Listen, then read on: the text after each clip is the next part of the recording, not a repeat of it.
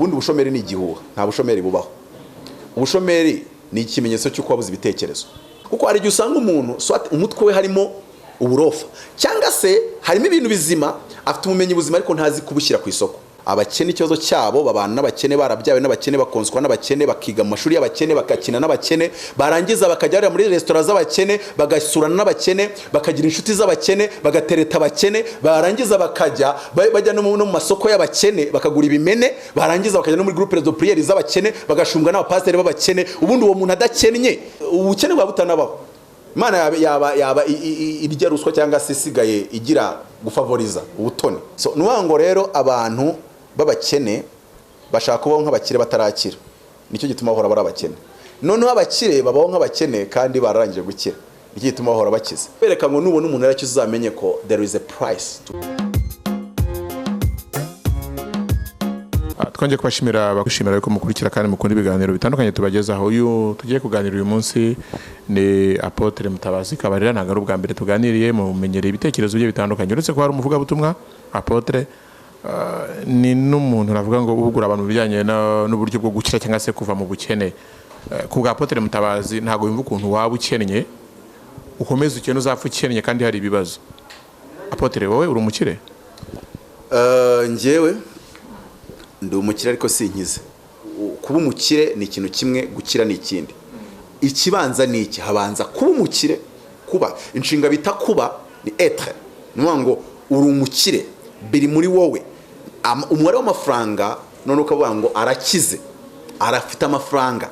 So ibi bintu biri umuntu atamenye kubitandukanya, ni umuntu utazi gutandukanya gukiranuka no kuba umukiranutsi. Abantu benshi bashaka gukiranuka bataraba bakiranutsi, ariko ubundi habanza kuba umukiranutsi kubwo kwizera, none ugatangira gukiranuka kuko uri umukiranutsi. Ariko ushatse haranawagira ngo hari umunyabyaha, umuntu akoze ibyaha bimugira umunyabyaha. Oya, urabanza ukaba uri umunyabyaha kuko waturutse muri Adamu, kandi ukaba utarabyarwa bwa kabiri, cyangwa se ngo nyuma yo kubyarwa bwa kabiri uyoborwe n'umwuka, ukure mu mwuka.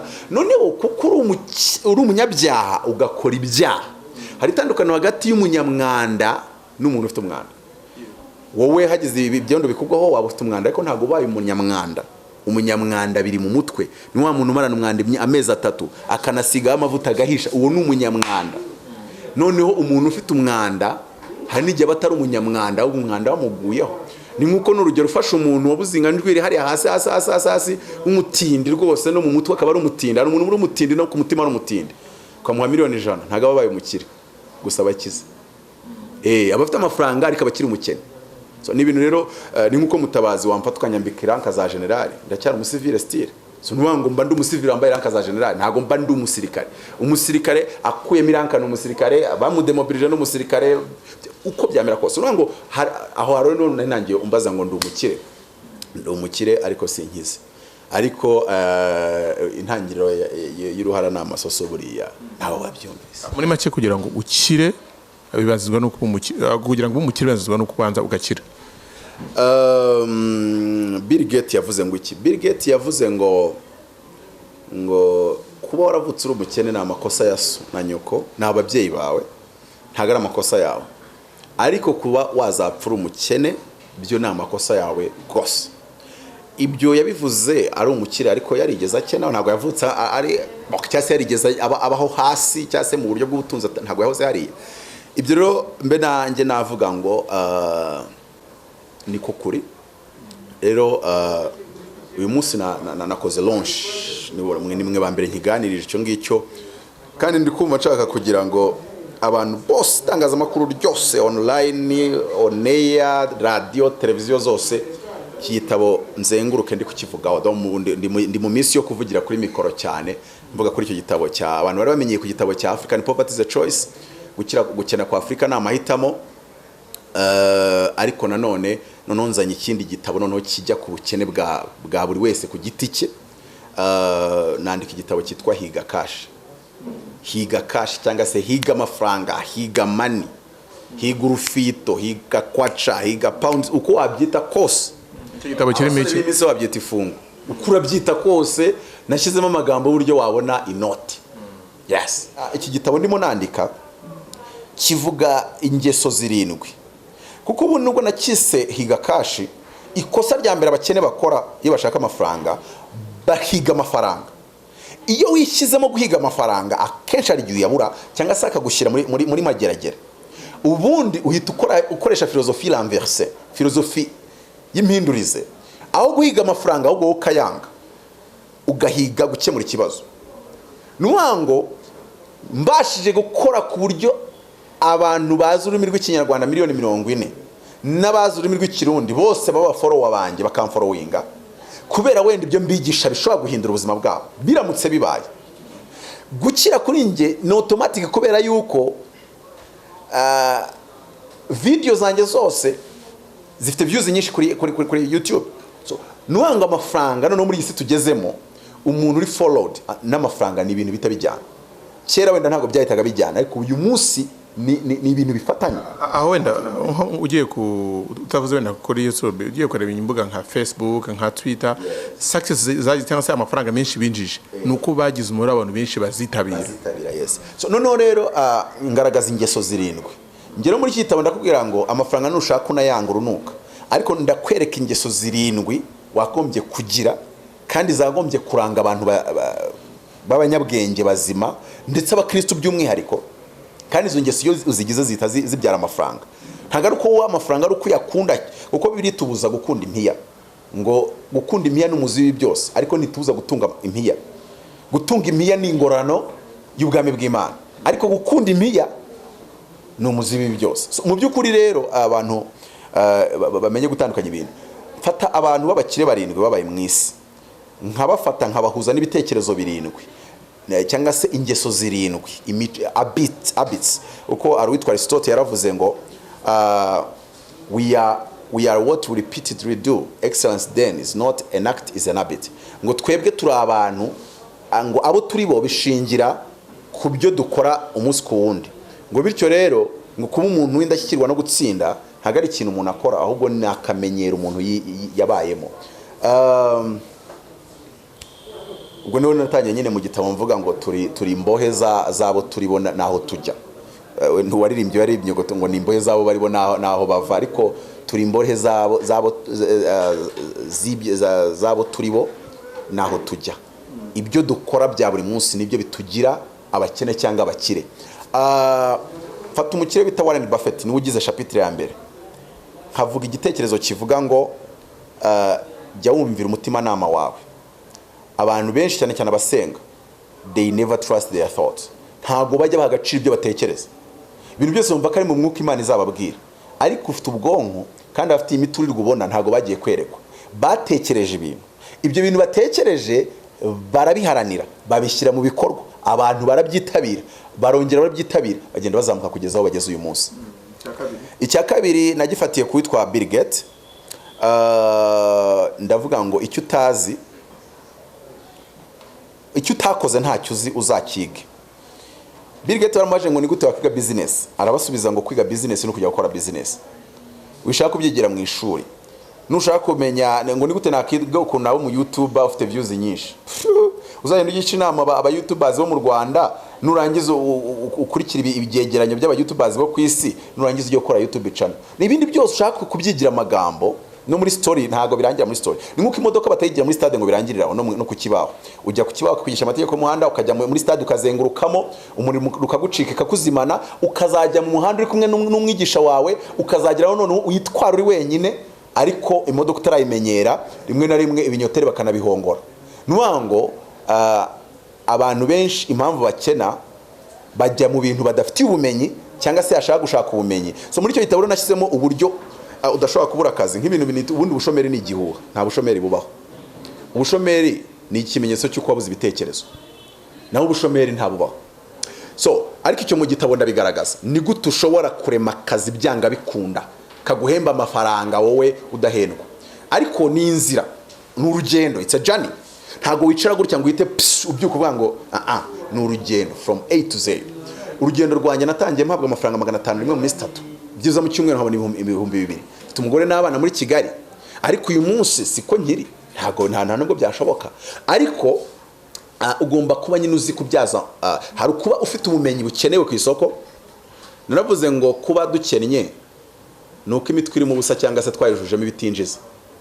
kuba dukennye swati imitwe irimo ubusa cyangwa se twujemo ibitinjiza, kuko hari igihe usanga umuntu swati umutwe we harimo uburofa cyangwa se harimo ibintu bizima, afite ubumenyi buzima ariko ntazi kubushyira ku isoko. Ibyo byose rero igitabo kigenda kikwereka what to do kuri buri step. Ngenda ngaragaza n'ibintu bitandukanye, n'amahame ku mahame, principles, kuko ariko mu rusengero dushaka kubwira abantu ko bakira by spirit. Principle, amahame, akamenyero, guhindura uko ugenda. Icya gatatu, mfata umukire bita Jeff Bezos, uwo navuze, ndavuga ngo gisha inama abanyabwenge agahumbi bundi iyo tuvuga agahumbi n'ibihumbi 100. Ubwo nibo banga abantu benshi bashoboka. Bibiliya niyo bivuga ngo hari abajyanama benshi imigambi irakomezwa. Ushobora kugenda ukegera abacuruzi 300 muri uyu mujyi mukaganira. Nyuma yo kuganira nabo ugahita ubwonko bwawe bubyara igitekerezo cyakwinjiriza miliyoni 10 mu mwaka umwe. Ariko ikibazo kuvuga ko nta kazi ugira, wabuze uko wabegera. Ati none se umukire yakwikoza, nimba uragenda ukamuterura amakarito ku buntu. Urugero, genda ubwira umuboss umubwira uti boss, aya makarito yaguterura se ngo hapi ngo mwe muramenda ngo ati ngenda guterura ku buntu. Umuboss umwegera ikintu cya mbere umushimagiza, uramusingiza. Nta muntu udakunda gusingizwa, nta muntu udakunda fame. Uraza kumubwira uti boss, muri iyi Mateus yose urenzeho kabisa, njyewe buriya ndakwemera nisize nirangi, kuko njye mbona ufite ubwenge. Tebe abacuruzi bose arangaha n'abantu ba fake. Turiya njye mbona ukuntu ucuruza kabira boss, wanyemere nkajya muterura amakarito ku buntu. Twongeyeyo niyo nandi gutera amakarito ku buntu, kuba ndi wendi gukorera nakumva ndenzeho. Tagati tashaze ko nawe uranyongoza, byarangiye akazi wakabonye. Ariko ntumusaba igihembo, nuterura amakarito amezi 6. Icya mbere ya portamanje bazanamo ibiryo. Se abantu kuki batanibaza impamvu abantu bakira. Umukire usanga afite vewe itari kugasanga umudamu wasigaye kwiduka Mateus bamuzane portamanje. None wa undi ukorera 300 cya 4 yagiye kurya muri restaurant 500. Hafi ya office yanjye restaurant igurisha makeya ni 500 muri Kigali Heights. Ubwo ronzara arike agatuza ngo ndapose ngo nibanzi barakoze so winjiza ngahe. Ntago umuntu arya amafaranga bitewe nuko bamuzi, arya amafaranga bitewe nayo yinjiza. Rero ibyo bakuzimo nimba bitarabyara amafaranga kata muri gobyore. Hari n'abantu batazi ko muri Kigali hari ahantu ubona damage yasenyise. Natrasa uruziga rwa metero 200 hakwerekana narira senyise. Kandi ntago mpazi kubera ko ari story bampaye. Hari abantu bagira ngo gukira ngo ni ibintu ngo biva mu kirere. There is a sacrifice. Uretse yuko ngira cano bita UBN. Urabizi publicité nyine zizanamo n'akantu ko gukobye. Muri publicité yacu turavuga ngo you want to be successful, we pay the price. Iyo ni imvugo ya diplomacy y'ubucuruzi. You will pay your own the price. Ntago uzajya kuyikwishyurira. Ariko impamvu tubivuga nuko hari uburyo twe tubikora dushaka gukiza abantu, kubera ko abantu bafite ubwoba. So ugasanga ni ibintu rero bigoranye. Ariko ntabwo ibyo ndabyinjiramo. Reka tujye ku kindi. Iyo ugishije inama abanyabwenge benshi, ni naho navuze ngo abakene ikibazo cyabo babana n'abakene, barabyawe n'abakene, bakonswa n'abakene, bakiga mu mashuri y'abakene, bakakina n'abakene, barangiza bakajya muri restaurant z'abakene, bagasurana n'abakene, bakagira inshuti z'abakene, bagatereta abakene, barangiza bakajya bajya no mu masoko y'abakene bakagura ibimene, barangiza bakajya no muri groupe de prière z'abakene, bagashunga n'abapasiteri b'abakene. Ubundi uwo muntu adakennye Imana yaba ubukene bwa butanabaho. Imana yaba irya ruswa cyangwa se isigaye igira gufavoriza ubutoni. Imana yatoneshe ko ntagira abantu bakubutoni. Nimba ushaka gukira byaho ibitekerezo by'abakire biri. Ibitekerezo by'abakire bikuzeho. Icya kabiri, iyo ushaka kuba umunyabwenge, iyo ushaka kwiga you learn. Iyo ushaka kwiga urasoma, ukiga, ugafata ubumenyi ugashyira mu mutwe. Iyo ushaka umunyabwenge you observe, urareba abantu. Nushaka umunyabwenge mu bucuruzi, uzaze muri chic, ugenda ureba abacuruzi bo muri chic, ugenda ubitegereza buri wese umuha amasaha 2 cyangwa se umuha umunsi we. Dore ko hari umuntu usanga amaze imyaka 7 ari umushomeri. Ufata umunsi umwe umara witegereza uriya mucuruzi uri hariya. Uretse ko harya yakwirukankana ariko nta kundi observe urebe ukuntu ari gukora, urebe nk'ibyo, urebe ba Jeff Bezos. None uko ubitegereza ari benshi bizabyara igitekerezo. Uko igitekerezo icyuma gitwazwa n'ikindi. Igitekerezo kivuka ari uko uhuye n'ikindi gitekerezo. Kuko niyo mpamvu abantu banyamirambo nta muntu n'umwe ufite ifamu y'ingurube, ntago ko bose ari abasilamu. Nuvuga ngo ko wakuze maso yawe utabona ingurube ntago ushobora kwiyongoza kugira ingurube. Ariko usanga umuntu uvuka ahantu bita mu Kisaro hari umufurere wororaga ibigurube bya hatari. Nukuvuga ngo kubera ko yamye abona umukire uhari ari umuntu w'ingurube, akura muri we harimo mind vash, nzorora ibigurube sha, akajya kwiga mu mutwe ari kuvuga nzorora ibigurube sha. Kandi ikintu ubwonko bw'abakene ntabwo bukora nk'ubw'abakene. Ikintu warangiye gushyira mu mutwe gihita kiyungurura ibishobora kwinjira n'ibitinjira. Umuntu agiye kwiga MIT cyangwa se akajya kwiga Princeton nk'uko Bezos yize Princeton, akajyayo ariko mutwe harimo kuvuga ngo nzakora application izaseringa ku isi yose, hari ubumenyi atahana. Wa undi wagiyeyo aturutse mu Rwanda avuga ngo ngiye nzataha, urumva ndi umuhungu wa minister, ni umuhungu wa general, nzataha bahite bampa umwanya ukomeye muri ministeri ya mama ya city. Ntibamenya bimwe. Mwarimu bari imbere yabo ariko ntabwo ubwonko bwakira bimwe, kuko ubwonko bugira akantu bita reticular activating system, nkita kaginga, kubera ko ni akaginga sana. Kumukire gahora kinjiza bituma kira, kumukene kakinjiza bituma kira, niyo mpamvu abafite bazongererwa. Nuwa ngo ko kameze nk'akabouncer cyangwa agapolisi k'ubwonko, karabanga ibi this is important, kakareka bikinjira this is not important, ntibyinjire. Kuko mu gihe kitageze ku munota ubwonko bwinjiza ama information cyangwa se amakuru angana na bytes miliyoni 8. Bytes ibintu twita ngo gigabyte megabytes. Ubwonko mu gihe cy'iminota cy'amasegonda make bwinjiza bytes miliyoni 8. Reba noneho mu munota harimo amasegonda, harimo mu isaha harimo iminota ingahe. None ku munsi winjiza amagiga n'amaterabytes y'ama information mu bwonko. Amwe ububizi ko yinjiye andi ntubu nabizi. Bimwe bikinja bikajya mu gice twita conscious mind, ibindi bikajya muri unconscious. Bimwe ububyibuka ibindi utabyibuka. Ariko ako gace k'ubwonko ikintu gakora gafata bimwe kakabihagarika n'ibyinjira. Nkuko wenda imodoka zose zitakwinjira kwa muzehe Perezida wa Republika, hari abantu babazi kuzicekinga bakarebamo. Cyokoze hari imodoka ziza batazisaze, imodoka irimo muzehe ntago bayisaka, nubyitegereza neza ntago bayisaka. Kuki batayisaka? Nyine ni irimo muzehe kandi ugomba kurindwa, ntago we yakitera. Bivuze iki? Aka gace k'ubwonko nako hari amakuru kareka kinjira kadashyizeho rutangira. Igitangaje ku bakene, amakuru abagira bakene ntabwo yashyira rutangira, ahubwo abagira bakire karayacekinga kanayasubizayo. Nuko gateye niyo mpamvu arakaginga. None iyo ushaka gukira rero nibyo nakubwiye ngo ndi umukire, nuwa ngo kagacu gasetinga ku buryo kinjiza amakuru akugira umukire. Iyo kamaze gusetinga za settings kakazakira ko imashi ubwonko bwacu ni nka mudasobwa, biterwa na program washyizemo. Program iba muri computer z'aba DJ, si iba muri computer z'aba producer. Urabona yuko rero abantu bakeneye guprogram ubwonko bwabo ku bukire, ko abenshi buprogramye ku bukene. Nk'urugero, amagambo yose ari izina ryawe, ako gace kagira priority ngo yinjire.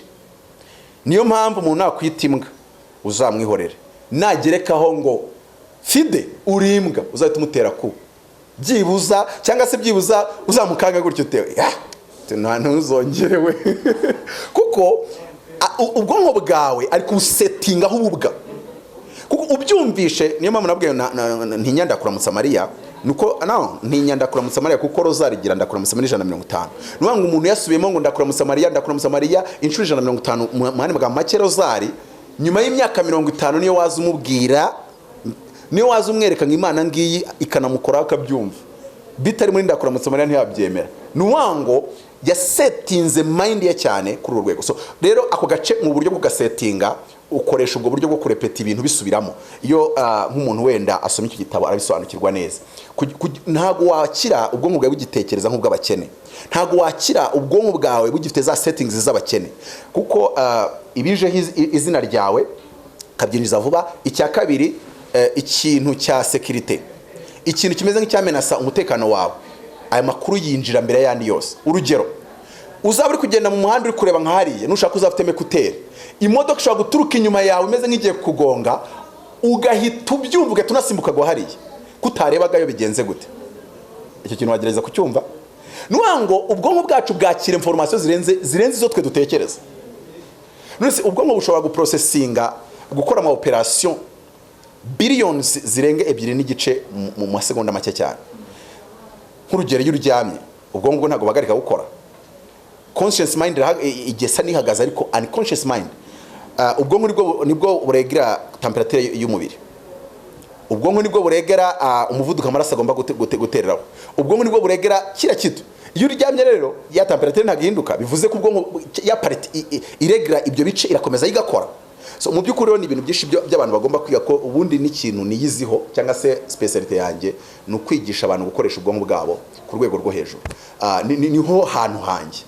buri wese asa naho agira ibyengo. Paulo yari apostle of grace, njye ubwo ndi apostle of brain, kuko ubundi iyo bigeze kwigisha imikoreshereze y'ubwonko. Nibyo nakoze muri Kenya, bantegera indege nanagiye na bisi, abahanuraga barababwira ati mutahe na bisi nta kundi byamera. So buri wese agira speciality ye, buri wese agira impano ye ahantu iri. Rero mu kwigisha kwanjye nakwigishije imikoresherezwe y'ubwonko, wazinduka amafaranga urimo yashyira kuri konti, cyangwa se nyuma y'umwaka byatangira bikabaho. Rero reka nsoze n'ibyanyuma bisoza ako gace nyine, ugira ukuntu gasettinga bushya ku buryo gatangira kwinjiza amakuru. Urugero umuntu nk'ibigage w'ibyumba, yava ibyumba ajya Nyabugogo mu Gasya atabonamo ibyapa 15 byanditseho ngo hano hari ikigage cyiza cy'ibyumba. Umucuruzi urangura Dubai akanywa wine arinda agera mu Gasya nta cyapa na kimwe abonye, kandi bose baje mu modoka imwe, baje mu muhanda umwe. Na wa mukire wamuvana no mu mujyi mujyana ku kibuga cy'indege akabona ibyapa 10 byanditseho Dubai discount, Ethiopian Dubai discount, Dubai discount. Wa munywa bigage nawe arinda agera ku kibuga cy'indege nta cyapa cya Dubai yabonye, kandi amaso namwe, kubera ko amaso yawe mu gihe kitageze ku munota yinjiza megapixel 300. Megapixel 300 ntago ako gace ka kamera ko zose zinjiramo, gahita gafanamo nka wenda nka megapixel imwe muri 300. Ariyo mpamvu umudozi ashobora kureba gutya agahita abona urudodo rwadoze uyu mupira, agahita abona na tisi byose agahita bibona. Njewe ko nta kintu mpfana no n'ubudozi, nshobora no kwitegereza nka kwitegereza ngo amaso kugira ngo byose nabibonye, ntanabonye n'ibara ry'uwo mupira. Nubango umuntu wese ubwonko bw'isettinga bijyanye n'ibyo abamo, cyangwa se ubwonko bwarangije kwemeza yuko bijyana na destiny, ikintu wumva kari cyubereyeho ako gace gasettinga ku buryo amakuru yose yacyo azi wawe. So icya kane nafashe uwitwa Salomo mwene Dawidi, ko nawe yari umuherwe. Salomo mubanjije muherutse ntawigeze amurusha ubukire. Kuri we rero nakuyeho ihame rivuga ngo menya guhitamo neza timu yawe cyangwa ikipe yawe. Ugomba kumenya ninde nakorana nawe.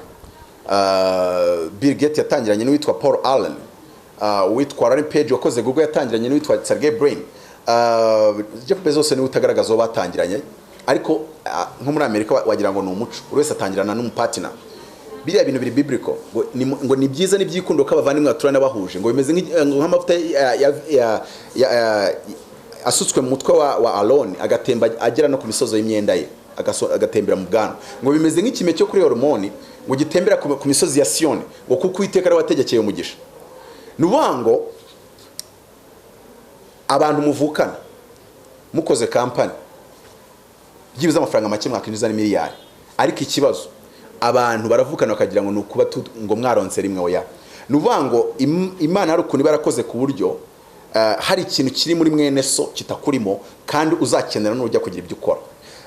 Uti none se mwene data wenda bidasobanutse, icyo gihe wiga mwene so kateye iyo kariti muri ugazashaka undi muntu hanze mugira ubushuti uyifite. Nk'urugero abantu bafite talent iri hejuru bakunda kugira gaspillage, ariko mu bavandimwe bawe haba harimo umuntu ufite supaguru byahatari muvandi. Nk'ubantu muvandimwe mfitagira supaguru my friend, ku buryo nje nimba ngira talent yo hejuru nkoze company yo gucuruza aya magambo urumva ko nyafite, we yahita dafu wayo magambo, noneho tugagenda tugacucururiza urugamba. Ejo ugazasanga twagize ikinyamakuru cya mbere muri Afrika, ariko urumva ni inzira ndende, ntago bitangira ngo bite bibiza umunsi umwe. Ushobora gusanga rundi none uzi kwamamaza, uzi gucuruza ibintu, none agatangira gucuruza za mpano zanyu. So urabona uburyo ibintu bikora rero. So kumenya guhitamo timu yawe neza. Ufashe Cristiano Ronaldo na Messi, kazana na Dembele, ukazana na nuriya ndakibagiwe kano kako muri Arsenal, babakinnyi kabisa bari hejuru 15 ba mbere ku isi, ukabashyira mu itimu imwe ntiyanatsinda. Kubera iki? Messi yajya yima Cristiano umupira bagaterana ingumi, ruje zaba mahunga ntago azishobora. Ariko umukoca bazi kureba ngo turashaka Messi, inyuma ye tuhashyire wa mukinnyi wundi ariko udafite izina nk'iryo, bese abazi gucuzinga team. Ntago haraba none se ushaka kuzugasanga muri abenjini batanu b'abahanga, ariko wenda mufite nk'imitekerereze itandukanye, mwese murabiyemeza mugahuza ngo mukore company, ejo muzarwana kuko mwese murabiyemeza. Mugomba gushaka umuntu umwe akafitemo akihariko undi adafite, kandi ka kihariko buri wese akakamenya ako ntuza murusha, mukagenda mugahuriza hamwe. Icya gatanu nagifatiye ku mukire bita Bernard Arnault niwe mufaransa ufite miliyari 80, afite Louis Vuitton nize, we ajya mu bintu bya parfum style n'ibiki byose. Ndavuga ngo umushyitsi w'ubu ntakakoreshe imbuto. Ubundi iyo ryohami iyo ryize neza kibuza mu mwaka miliyoni wifite kuri konti. Iyo ryize ukari pratika. Niyo mpamvu iyo mbivuga ntago mba ari blague. Ukiguze ntukire. Wakoze amahame arimo imbere. Bakahakara uburyo twa proving ko yashyize mu bikorwa. Wanjyana ribu nge nkita. Kuko ni igitabo nanditse purpose nshaka kugira ngo abantu batungure ufaranga. Hari n'uhitambaza ko utayafite kugira ngo nyagire nuko icyo gitabo wagikunda ukakiguruka yanyishyira ko impano yanjye no kwandika no kuvuga. Ntago no nisohoka aho ngaho ndansotse muri talent yanjye kandi nimba mvuze ngo follow your heart, kurikiza umutima nama wawe, umutima nama wanjye umbwira ko nzi kuvuga. Umbwira ko ndi mu bavuzi ba mbere sifite. So rero nimba ari kimutima umbwira, nimba unanshuka nacyo, ni nkurikira abajyanama benshi, ninjye kubyiga, ni nitoze, ni nkorere haso, buriyo ndi kugenda mu muhanda nabuza ayitiki. Ikintu bitamura mitagenda mvuga. Agenda mvuga nkava nkano nkagera nkanuza nka mu Kagarama. None murakanga enga pose unakubonye uri mugenda n'amaguru. Ese ngura uri gukora sport. Agani kugenda n'amaguru bimpa inspiration wana kumbina nabuze turwaza. Ntago bikimba ariko mize nko mu mwaka cyangwa ibiri ishize byajyaga bimbaho. Buriya nzi kugenza amaguru. Uko nzi kuvuga nako nzi kugenza amaguru.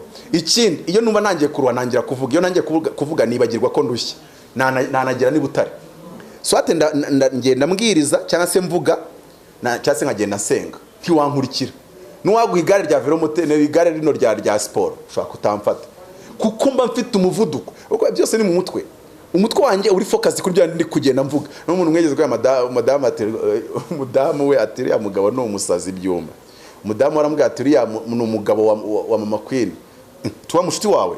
Tunese ko wombwe ko umugabo wa Mama Queen ari umuntu w'umunyabwenge byatari ngo kukaze uriya mutipe ko buri gihe mubona yambaye swate training ni masandare na socks mu training yambaye ibintu by'ibikote ari kugenda avuga mu muhanda.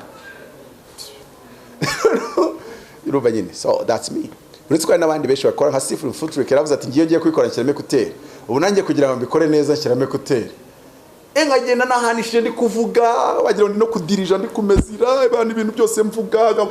Kandi ngomba mbwira abahe iyo ndi kuvugira mu muhanda nabuza ayitike ntago mbwira bo mu Rwanda. Mba ndi kubwira abantu bo muri za Texas. Ngo imagination yanjye bayifashe ikindi kirere. Icyo utekereza nicyo uzabacyo. Wowe uzahinduka ibyo utekereza. Nta mpamvu rero kwisetinga kuri abanyarwanda baba namereye nabi. Besetinga kuri bariye. Si cyongereza bavuga ndakizi.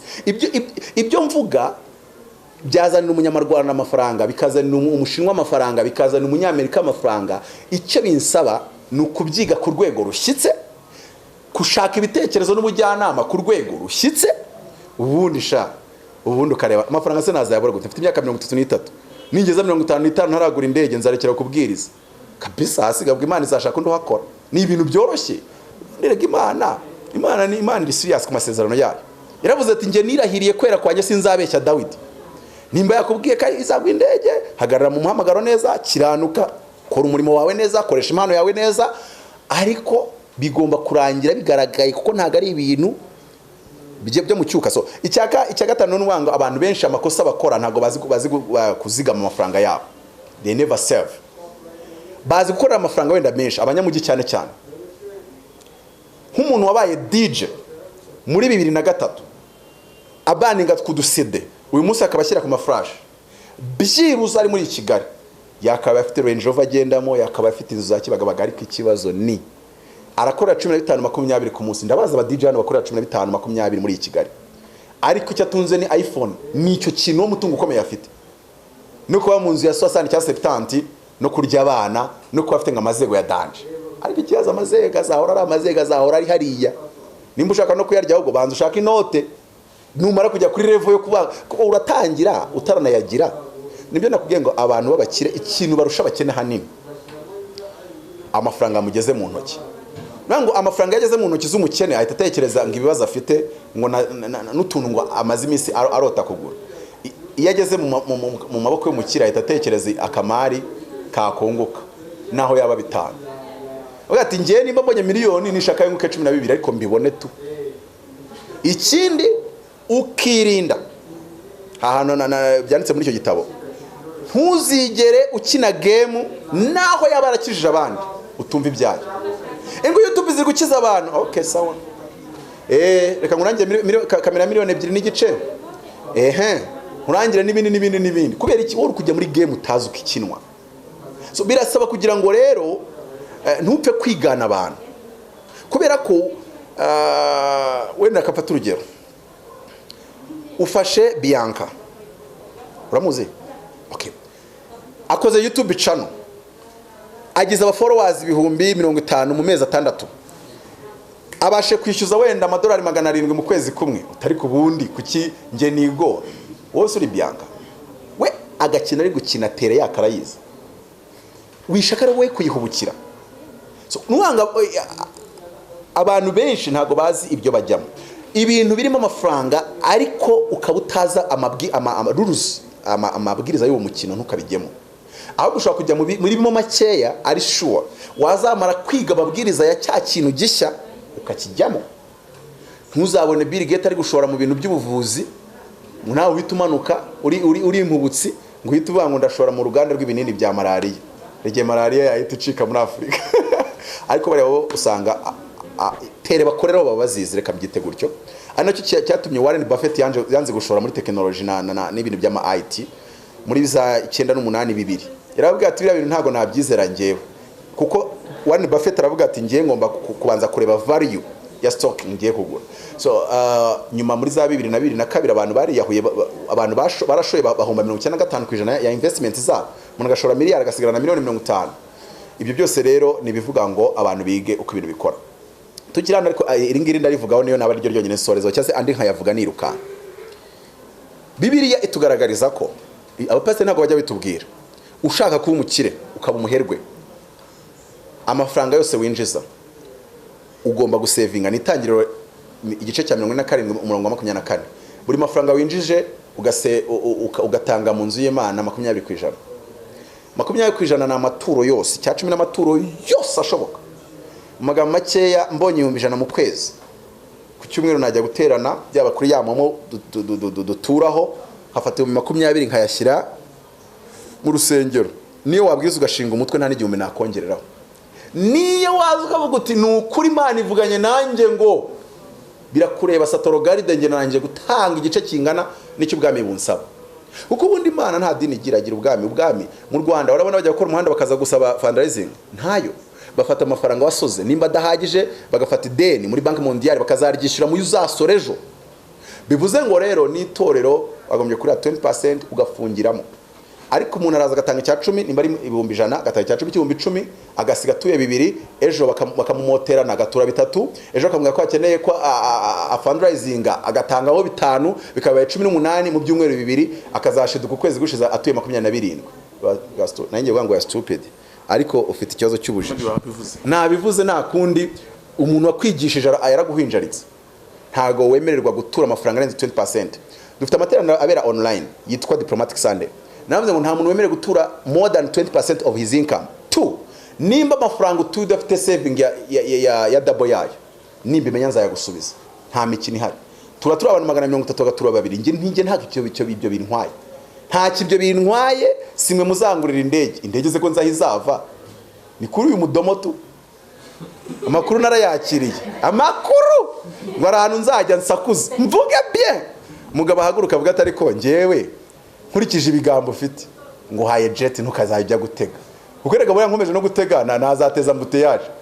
Ninjira mu ndege nkava Kanombe nyavuga karinda ngera ku kibuga cy'indege cyaho ngiye, ko mfite ubushobozi bwo kuvuga amasaha 8 acecetse. Keretse iyo ndi ku Rwanda sinziriye cyakisinziriza navuga mpaka uvuze excuse me excuse me sir, ndumva wansakoje kandi abantu benshi bagira isoni ntago bayimbwira. Umotari yantwaye ndabanza nkamwishyura mbere, ubundi nkagenda mucurangira nkavuga ntago ari bunyishyure, hano ubundi nikiza igihumbi ku isaha kuvuga. Ariko ndavuga ni hariya nzishyuza ubano kuri motari ndi gukora training.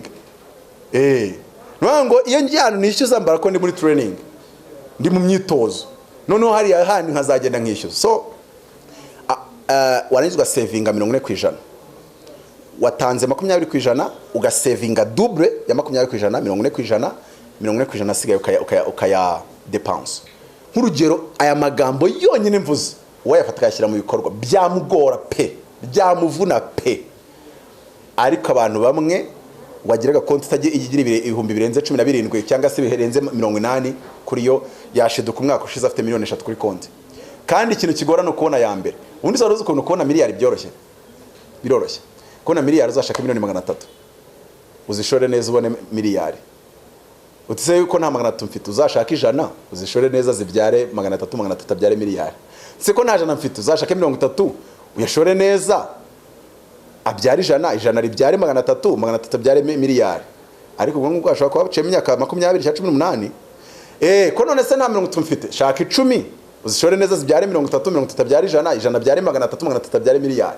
Ko nta 10 mfite shaka 3 zibyare 10 zibyare 30 byare 100 byare 300 byare miliyari. None se ko nta 3 mfite shaka imwe ibyare 3 eshatu zibyare 10 zibyare 30 byare 100 byare 300 byare miliyari. Uretse ko harimo nk'imyaka 50. None se ko nta imwe mfite shaka 300. Kandi nimba ufite smartphone ukaba nta 300 tuvuga ko wabona uri kirogojyo. Oya umuntu wese utunze smartphone mu 300 yabibona. Bando za buri munsi iki byanga bikunda. Nimba nta smartphone ufite shaka 100 ribyare 300 byare miliyoni. Nimba nta rutari kuri urwo rwego ukaba ufite gatoroshe, umuntu wese ufite gatoroshe yabona 30,000. Kandi 30 byabyara 100 ryabyara 300 yabyara miliyoni yabyara 3 zabyara miliyoni 10 zabyara 30 yabyara 100 zabyara 300 yabyara miliyari. Ikibazo cy'abakene rero akizana ibihumbi 30 bashaka guhitabona miliyoni. Wundi banga ryo gukira wirinda umururumba. Amafaranga wirinda gushaka guhita uyakogota denku. N'abantu batuburira umuntu azaga kwemeza ibintu bidashoboka mu byo kunguka amafaranga menshi atabaho ubwo mugaye bugasara. Buriya rero ushaka ko ufite 100 ukavuga uti ngiye 100 byanjye bigomba kumbyarira inyungu 4,000 nta kintu nshaka ni 4 nshaka ntagara yandi bya bintu kayinjiza uti genda shaka 100 ryanjye n'umunsi w'ejo zirabyara 4 warangiza shaka uburyo winjiza 1,000 bwa buryo bumultiplier ubukube 2 bwinjize 2 bwa buryo bumultiplier ubukube nanone 2 bwinjize 4. Urugero mfite abana bancuriza amagi ikigoye nukucuza inga timu yabo ese abana nabizerwa irangamuntu ndayimubikiye ntagarasigi irangamuntu hejuru y'amagi kujya ku kabindi byazamugora. Okay ku munsi amverisi inyungu y'1,000 c'est tout. Icyo nshaka no kumentana ka amverisi 1,000 ejo nkashaka wa kabiri. Icyo nshaka no kumentana yuko ejo nkashaka wa kangaye bamara kuba benshi noneho hagira gute nkabakoramo association ituma umwe aramutse ntwaye amafaranga bose bayanyishyura. Bivuze ngo aramutse ashatse no kuyagenda na kibirota baraza bakandabo. Ejo ufata igisambu kirindisha ikindi. Nago kirindisha umwana wo mu bipango. So fata amafaranga winjiza ni ihame nise #244 cyangwa se GIS 244 244 buri mafaranga ukoze niyo yaba 1,000 20% yatange nimba udasenga 20% yishyure nyirinzu 40% uyashyire mu ishoramari cyangwa se uyazigama ariko ntuzayakoreho utagiye gukora ishoramari. Ikigora ni ukukora ibi bintu imyaka 3 n'igice bya mbere kuko imyaka 3 n'igice ikintu ukoze ububaye cyo. Niyo mpamvu Yesu yamaranye n'abigishwa be imyaka 3 n'igice. Niyo mpamvu Eliya yahagaritse imvura imyaka 3 n'igice. Ariko ko bibiri iryoshye wa muntu karuka abantu basoma birukanka bashaka amaho bambirindurira ngo kunywa inzoga n'icyaha. Aha ariko nk'uyumba nk'inzoga abantu ari kuzakira abantu bibiri abantu bayisoma nabi bayisoma birukanka byanditse no Silibra ko yisanga inzoga ariko bo basoma bashaka baranje kwishyiramo ko atayinywa katanayinyweye. So iyo baranje kwishyiramo ikintu nicyo ubona. Fata amafaranga yose ubonye buri yose ubonye ngiye no gukora application by the way shaka gukora app izafasha abantu muri icyo ngicyo. Ariko app zabaro uburozi zaro mara iyo app uyitunze uzayikora muri telefone yawe cyangwa ukireto kuko izagu stress mpaka ukize kuko umuntu ari ibintu bitashoboka ku muntu utamushyizeho utamuhagaza. Hari umukire ntago muvuga no umukire ukomeye muri Kigali twagiye kwishyuza ku karere ka ahantu gutya Gakenke. Noneho twese badusinyira icyarimwe aduha lift. Icyo gihe nta modoka nari nakagize, nubwo naje kuyigura bikarangira ntazi irengero ryayo kwereka nayo umuntu yari mfite Ramberi ayijyana buheri nayo mufite miliyoni 2. Jeep yanjye nuko byarangiye, sinibuka na plaque ariko amasezerano nayiguriyeho ndacyayatunze, sinamuhinduye sinagize gute, byarangiye gutyo. Ndavuga ni ukuri ni nyaburu uzayitware. Nyabuze nawe umwana mwiza ntiyana telefone arayitwara bitaseka. Amafaranga ariho, niyo mpamvu nta parapara njya agira amafaranga iyo ufite ubwonko buzima uzi talent ufite. Ubundi ntabwo wagira umunwa nk'uyu mfite, swat udapfuye uzira cyangwa bagufunga uzira, ugomba gukira. Ni ibintu bitatu, baragufunga cyangwa ugapfa cyangwa ugakira iyo ufite umunwa. Imana y'umunwa nicyo nyikundira. Sinagwese ko umunyamakuru wa mbere ahembwa miliyoni 40 z'amadolari mu mwaka. Uwo nguwo rwose arenze na ba Cristiano. Ariko kugira ngo uzajye kuri iyo level usanga ko itangazamakuru imyaka 40 kuri CNN usanga kariyeri ye yaraciye mu bintu byinshi. So amafaranga yawe savinga 20%. Ari cyo ngunda kwira abantu babwira ngo none se nimba wenda tuvuge kudasenga da ukorera 100 ukamunzi yo 40 uzakira ryari? Ntiwemere kuba mu nzu irengeje 20% y'amafaranga winjiza. Unjya mbabona muri leta gahembwa miliyoni, umugore ahembwa 700, ubwo simwe na 700 akajya gukodesha inzu y'ibihumbi 250. Nkahita ndeba nkasanga bo nta kibazo gihari. Abantu rero dukora amakosa, umuntu yo ahembwa miliyoni akajya mu nzu ya 300 kubera ko deja 20% ya miliyoni ni 200. Ntiyari yemerewe kujya mu nzu ni hagati y'150 na 200. Kandi abaye munyabwenge yamanuka rwose akinjira mu 100 n'iryibiri. So nuwango rero abantu babakene bashaka kubaho nk'abakire batarakira, nicyo gituma bahora bara abakene. None abakire babaho nk'abakene kandi bararangije gukira, nicyo gituma bahora bakize.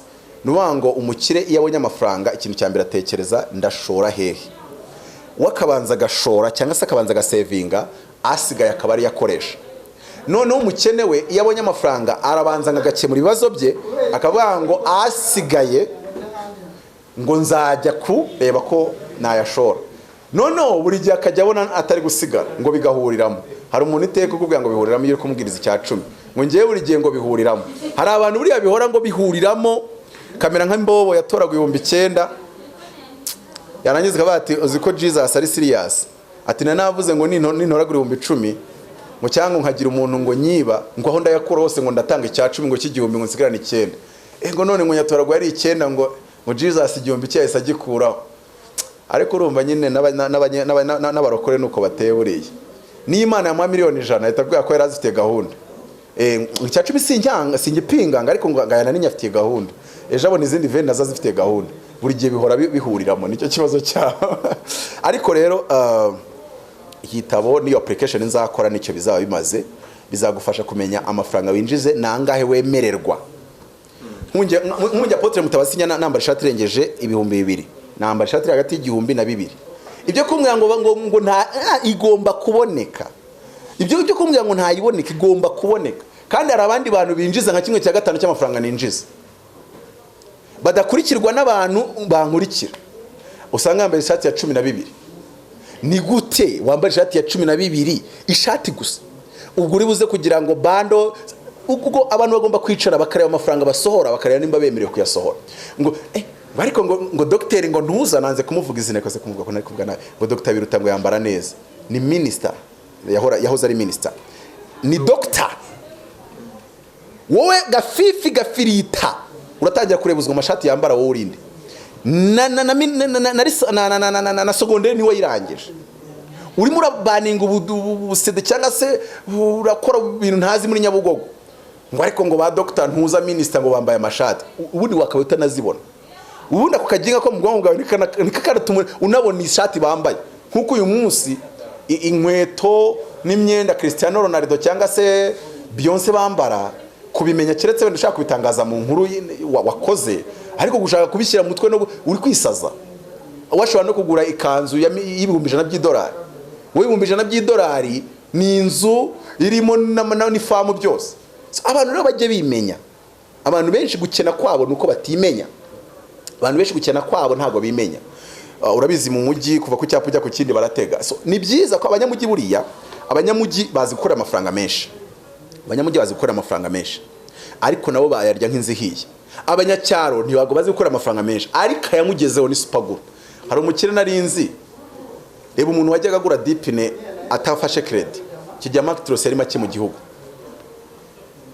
Uwo mukire yajyaga ajya ku isafari afite ibihumbi by'inyungu kandi ari bukore isafari 3 mu cyumweru. Ubwo urumva yabaga afite ibihumbi 900 by'inyungu mu cyumweru. Akamu mutobe w'ijana n'irindazi rya senkani. Umushoferi wakamuha 3 akajya kuvovora amafi kubera ko ni kontra agomba kumuhemba ibihumbi 100 akamuhana 3 byo kurya bya rasiyo. Ubu uyu mushoferi azahora yibaza impamvu boss wakize. None se kuvovora amafi boss nabari kumwe umutobe. Ntabwo wenda mbwiye abantu ngo bazabikore gutyo. Ahubwo nshatse kubereka ngo nubona umuntu yarakize uzamenye ko there is a price to pay. Harakantu bavuga ngo wiyimya zahanwa nk'uyahuye. Ibyo nyine ni story z'abakene bashingiraho bashaka kugira ngo bashyikire ubukene bwabo. Cyangwa ngo amafaranga ubona atakubakira inzu uyubakisha umubiri. Ibyo byose nyine cyetse umubiri nimba uzawucuruza. Uko inzu yo wayitangamo n'ingwate. Ibyo ngibyo no kwigana inkumi. Nubona inkumi yisize mu korogo bigacamo neza, irimo yimena amafaranga yisiga 180 amavuta, menya ko hari ahantu nawe bimwinjiriza wowe utajya winjiriza. Rero abantu bajya bimenya kabikarimenya imbwa nigira umushumba. Buri wese ajya amenya ikintu yibitseho nicyo azacuruza. Ntuzabone Mutabazi ndimo nubaka umunwa ngo nawe urashaka kubaka umunwa bazagukubitira. Umuntu ari cyazo nabwiye ngo iyo dukennye nuko imitwe iri musa cyatwujemo ibitinjiza. Wari umuntu ko yamenya inkweto ya Cristiano kamenya Beyonce we yateye indobo. Hari umuntu ukora ibiganiro bya showbiz ubyinjirizamo. Nje Mutabazi kubimenya nukunjagaraza. Nibya ndavuga ngo Shadibo bakayirwa bamvuga none urumva bincururiza. Nje bincururiza nukumenya kukaginga ko mu bwonko nukumenya amatayo mariko nkabihuza n'ukuntu umuntu yakinjiza amafaranga nkabihuza na African Properties Choice nkabakubitira mu gafuka nkabirindura bagahita bamereza yanjye. Umuntu bita agaruka birindura ariko nuko nyine kugira ngo abantu baseke. Umuntu bita Thomas Edison wakoze watumye nyine urumuri rubaho. Yaravuze ngo everyone still in the industrialization. Ngo at least I know how to steal. Ngo umuntu wese ngo kugira ngo abone inota ariba. Ngo ariko ngo hari ubujura butagatifu. Ngo kandi kiza gihari nuko ngiye ubujura butagatifu ndabuzi. Byanga bikunda ibintu uvuga wabyumvanya abandi. Byanga bikunda hariho washishuye. Byanga bikunda ibintu ufite hari uwo wabyigiyeho, hari uwo wiganye n'ibindi nk'ibyo ngibyo. Kandi hari ukwiba kwemewe nyine. Nshobora kureba uwo Jeff Bezos na Amazon kama idea y'icyo nanjye nakora kitari Amazon. Cya kintu n'igicuruza ntago azaza kunyishyuza nta na copyright azaza kumbaza. So mu byukuri rero nigeze mbwira umuntu idea ya business nikomeye yakinjiza nka za miliyari. Arangije arambaza yari mu Kigali akabari. Ngwe Mutabazi ngagoma gezi wagihankaye ngo ubwenge bukuye. Yagano uri siyasa ashaka nkubwiraho nabukuye.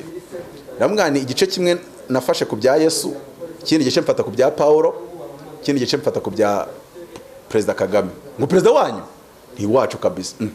Uno singa ibintu bya Yesu na Kagame na Paulo ubihuza ute kugira ngo bibyari igitekerezo cy'ubucuruzi. Nyine uwo numwihariko wanjye niho ncururiza. Niho nishyurirwa nyine none se ko mbikubwiye yagora. So ariko nyine abantu icyo nkora no kuri office nta kintu nkora buriya ni ubugiza kuri office.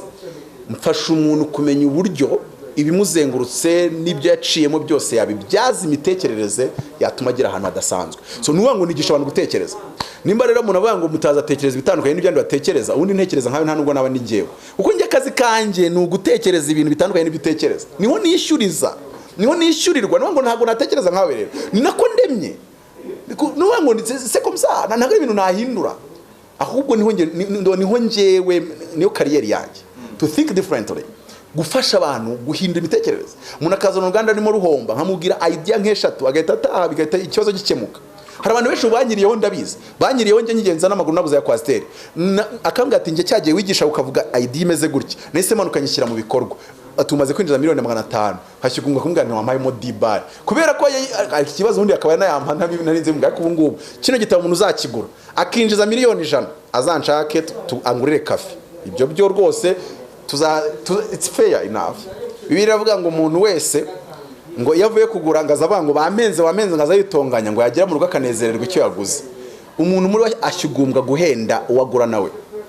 niyo mpamvu iyo bavuze ngo ibiciro twabikubise hasi twabihananuye neza ukigunga kujya kukubura cya kintu rimwe na rimwe ukanakigura utagishaka kubera ko umuntu psychologically akunda ibintu ngo by'ubuntu n'ibintu bagabanyije.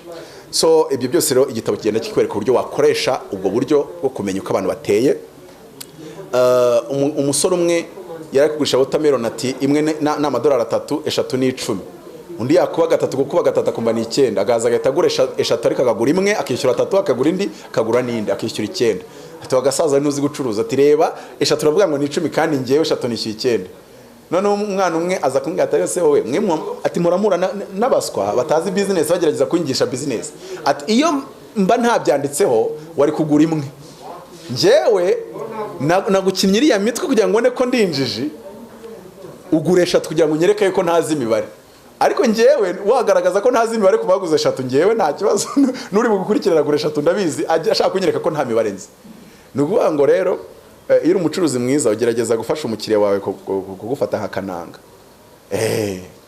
Facebook iyo ugiye kwamamarizaho abantu babizi uramamaza ntibaguca amafaranga ad yawe bakayiraninga wazagaruka gukora ad ya kabiri bakakubwira kuri mideni ukabanza ukaryishyura nubango bo bahora bakwishyuza ibyo warangije ntago ari nk'abantu bo muri Kigali baturishyura ukwezi utaraba mu nzu warabanza bavuga ati nyine banza none urumva ni nk'ikiyobya-bwenge arabanje ad urayikora ikuzanira umusaruro nkora nka channel nashyizeho ad nkabona aba subscribers bari kuzamuka nk'ijana ku munsi umwe nkibagiza yuko bitwaye $100 nasubira ngo bongere bazamuke batari kuturimi $105 y'amadolari nkayishyura kugira ngo nubongere urumva ko bo bazi uburyo bigira nk'abakananga kumbi bo nibwo buryo bwabo bwo gucuruza. So icyanyuma rero nagifatiye ku mukire cyane witwa Abraham. Sogokuruza Abraham buriya nawe yari umuherwe.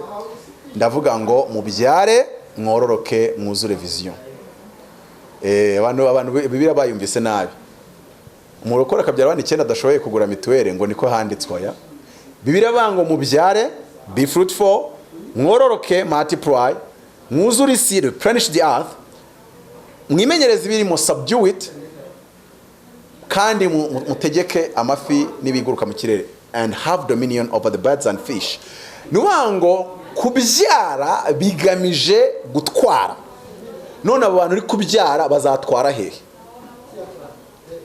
Nuwango ntago tubyarira rero kugira kuko dushoboye kubyara umwana wa 14 nawe yabyara ubyara kuko ushoboye gutwara. Ni nayo mpamvu umusore ujya gutereta adafite ikofi bakamutera indobo ntakarakare.